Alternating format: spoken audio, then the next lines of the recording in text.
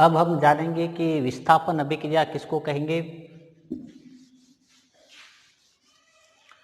विस्थापन अभिक्रिया का मतलब होता है, इसमें दो अभिकारक होते हैं। इसमें अभिकारक कितने होते हैं? दो, जिसमें से एक अभिकारक के परमाणु को विस्थापित कर दिया जाता है दूसरे परमाणु के द्वारा। एग्जाम्पल के लिए हम पढ़ रहे हैं विस्थापन अभिक्रिया के लिए, इसमें दो अभिकारक होते हैं, ये एक अभिकारक और ये दूसरा अभिकारक। इसके परमाणु को विस्थापित कर दिया जाता है इसके द्वारा, ये यहाँ से निकल जाता है और बनता है Ac+B। तो इसको विस्थापित किसने किया? C ने विस्थापित किया, तो ये आ जाएगी विस्थापन अभिक्रिया में। फॉर एग्जाम्पल के लिए कॉपर सल्फेट कॉपर सल्फेट की अभिक्रिया जब जिंक के साथ कराई जाती है तो जिंक धातु जो है वो कॉपर को विस्थापित कर देता है और यहाँ पे आ जाता है जिंक सल्फेट और कॉपर हो जाता है अलग। तो ये अभिक्रिया आएगी आपके विस्थापन अभिक्रिया में, जिसमें एक परमाणु दूसरे परमाणु द्वारा विस्थापित हो जाता है। इसमें अभिकारक होते हैं दो। ऐसा क्यों होता है? ऐसा इसलिए होता है क्योंकि ये अधिक क्रियाशील है। ये क्रियाशील अधिक होने के कारण ये कॉपर को विस्थापित करके स्वयं जिंक सल्फेट का निर्माण कर देता है। इसके बाद आती है द्विविस्थापन अभिक्रिया। द्विविस्थापन अभिक्रिया में भी दो अभिकारक होते हैं। ये एक अभिकारक और ये हुआ दूसरा अभिकारक। द्वि का मतलब होता है दो बार विस्थापन, यानी कि इसमें C को B विस्थापित कर देगा तो B C को, ये एक दूसरे को विस्थापित कर देते हैं तो नए पदार्थ का निर्माण होगा AC और B D। तो द्विविस्थापन आप समझ गए। B को C ने विस्थापित किया तो C को B ने विस्थापित किया, दोनों ने एक दूसरे को विस्थापित कर दिया तो द्विविस्थापन हो गया। इसका एग्जाम्पल बना सकते हैं कॉपर सल्फेट जब सोडियम हाइड्रोक्साइड के साथ अभिक्रिया करता है तो सोडियम का परमाणु कॉपर के परमाणु को विस्थापित कर देता है, जिससे निर्माण होता है सोडियम सल्फेट और कॉपर बनेगा कॉपर हाइड्रोक्साइड। तो यहाँ पर सोडियम ने कॉपर को विस्थापित किया और ये दोनों एक दूसरे की जगह एक्सचेंज कर देते हैं, तो ये आ जाएगा द्विविस्थापन अभिक्रिया में। तो आपको अभिक्रिया दी जाएगी, आपको बताना है कि उस अभिक्रिया को इनमें से किस प्रकार में डिवाइड कर सकते हैं। इसके बाद आता है हमारे रेडॉक्स अभिक्रिया।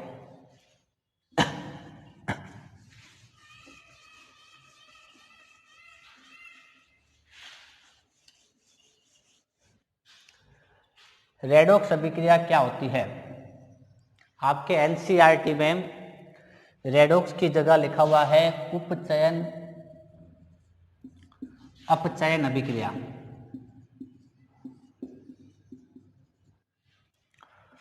इसी उपचयन का मतलब होता है ऑक्सीकरण। NCERT किताब में ऑक्सीकरण की जगह पे बार बार उपचयन शब्द आया है, इसका मतलब ऑक्सीकरण होता है और अपचयन का मतलब स्वयं अपचयन ही है। यदि किसी अभिक्रिया के अंदर ऑक्सीकरण भी हो रहा है और अपचयन भी हो रहा है, दोनों हो रहा है, तो उसको कहते हैं उपचयन अपचयन अभिक्रिया और इसको साथ में कंबाइंड रूप से कहा जाता है रेडॉक्स अभिक्रिया। इंग्लिश में कहते हैं रेडॉक्स रिएक्शन। इसका एग्जाम्पल बना सकते, अभी मैंने जो लिखा था कॉपर सल्फेट जिंक, तो बना जिंक सल्फेट और कॉपर हो गया अलग। यह अभिक्रिया कौन सी अभिक्रिया है? इस अभिक्रिया को किस में रखा जा सकता है? तो ये वाली अभिक्रिया को आप विस्थापन अभिक्रिया में रख सकते हो, क्योंकि जिंक परमाणु ने कॉपर को विस्थापित कर दिया। ओके, राइट है। यह अभिक्रिया कौन सी है? विस्थापन अभिक्रिया।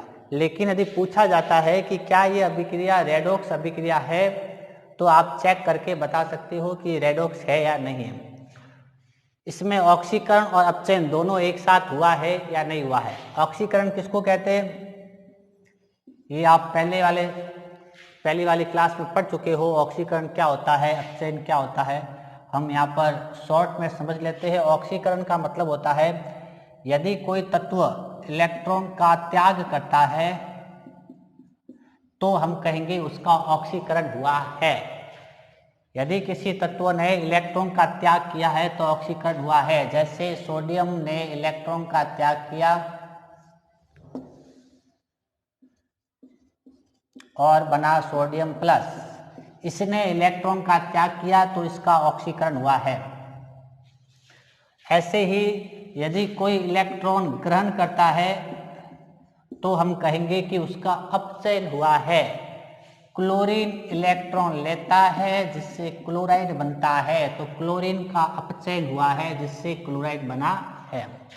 ऐसे ही ऑक्सीकरण की ढेर सारी परिभाषाएं, ऑक्सीजन का जुड़ना, और भी इसकी ढेर सारी परिभाषाएं, लेकिन अभी यहाँ पर हम इलेक्ट्रॉन के आधार पर देखेंगे। इलेक्ट्रॉन का त्याग ऑक्सीकरण होता है, इलेक्ट्रॉन का ग्रहण होता है अपचयन। अब इस अभिक्रिया को देखो ध्यान से।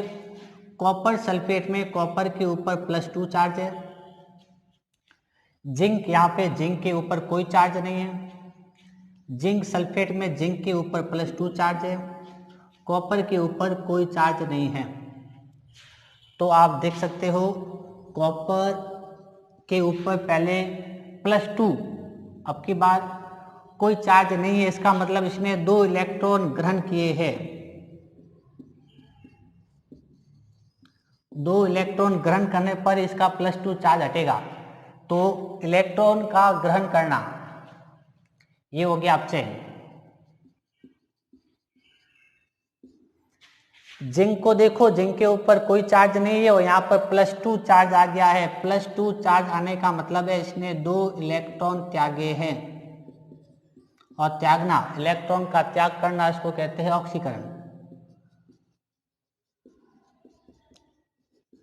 तो यह एक ऐसी अभिक्रिया है जिसमें किसी का अपचयन हो रहा है तो किसी का ऑक्सीकरण हो रहा है। यानी एक पूरी अभिक्रिया में किसी का ऑक्सीकरण भी हो रहा है, किसी का अपचयन भी हो रहा है। तो इसको हम कह सकते हैं उपचयन अपचयन अभिक्रिया, या ऑक्सीकरण अपचयन अभिक्रिया, या कह सकते हैं रेडॉक्स अभिक्रिया। तो ये रेडॉक्स अभिक्रिया, इसका एग्जाम्पल आप कॉपी में इसको नोट कर सकते हो और परिभाषा आप बना सकते हो। इसके बाद हम पढ़ेंगे ऊष्माक्षेपी अभिक्रिया क्या होती है और ऊष्माशोषी अभिक्रिया क्या होती है।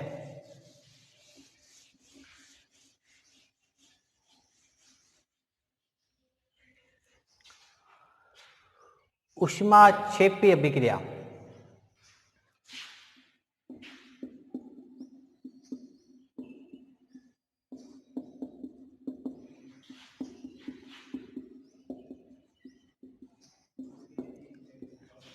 ऊष्माक्षेपी अभिक्रिया में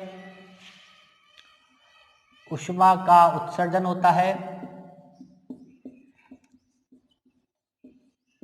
और ऊष्माशोषी अभिक्रिया में ऊष्मा का अवशोषण, ऊष्मा का ग्रहण करना, ऊष्मा को ग्रहण करना। इसमें तो ऊष्माक्षेपी अभिक्रिया एक ऐसी अभिक्रिया, यदि कोई रासायनिक अभिक्रिया हो रही है जिसके दौरान ऊष्मा का उत्सर्जन हो रहा है, किसी प्रकार से ऊर्जा निकल रही है, तो उसको हम डालेंगे ऊष्माक्षेपी अभिक्रिया में। जैसे हम मार्केट से जो चूना लाते हैं उसमें जब पानी मिलाते हैं तो कैल्शियम हाइड्रोक्साइड चूने का पानी बनता है, तो उसमें ऊष्मा निकलती है, पानी गर्म हो जाता है, तो उसको हम डालेंगे ऊष्माक्षेपी अभिक्रिया में। तो इसका एग्जाम्पल, जैसे कैल्शियम ऑक्साइड बिना बुझा चूना जब पानी के संपर्क में आता है तो ऊष्मा निकलती है और चूने के पानी का निर्माण होता है।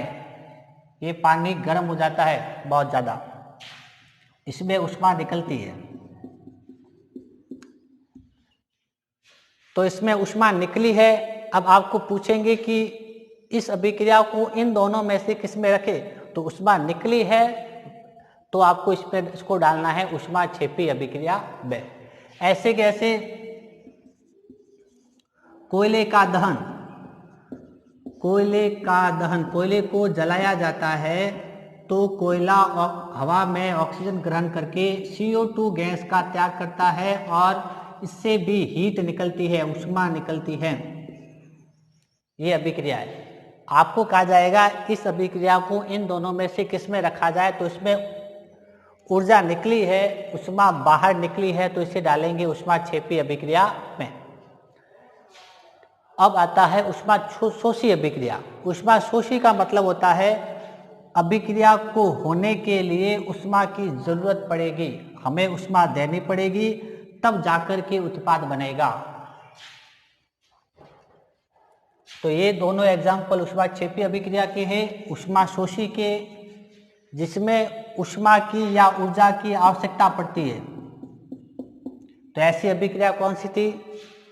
वियोजन अभिक्रिया। वियोजन में तोड़ने के लिए हमें इसको ऊर्जा देनी पड़ती है। हमने अभी लिखा था, उसमें वियोजन का एक एग्जाम्पल लिखा था, कैल्शियम कार्बोनेट के टुकड़े होते हैं, बनता है कैल्शियम ऑक्साइड और CO2। कैल्शियम कार्बोनेट को ऊष्मा देनी पड़ती है, इसको गर्म करना पड़ता है। गर्म करना मतलब इसको ऊष्मा देनी पड़ती है, तो ये आएगा ऊष्मा शोषी अभिक्रिया में। ऊष्मा को ग्रहण करना, इसको ऊष्मा देनी पड़ती है। ये इसका एग्जाम्पल है। एक और एग्जाम्पल ले सकते हैं, जैसे मैंने प्रकाश से वियोजन का लिया था, AgBr सिल्वर ब्रोमाइड प्रकाश की उपस्थिति में सिल्वर और Br2 में चेंज होता है, इसको संतुलित कर सकते हैं। तो यहाँ भी हमें ऊर्जा देनी पड़ती है, ऊष्मा का अवशोषण होता है, ये ऊष्मा का अवशोषण होता है इसमें। ये अभिक्रिया किस में जाएगी? ये अभिक्रिया में जाएगी ऊष्मा शोषी अभिक्रिया में। तो आपको अभिक्रिया दे दी जाएगी, आपको केवल उसको किस में रखना है, कौन सी अभिक्रिया के प्रकार में रखना है, वो आपको बताना पड़ेगा। यदि ऊष्मा ली जाती है तो आप उसको ऊष्मा शोषी में रख देना, ऊष्मा निकल जाती है तो आप उसको ऊष्माक्षेपी अभिक्रिया में रख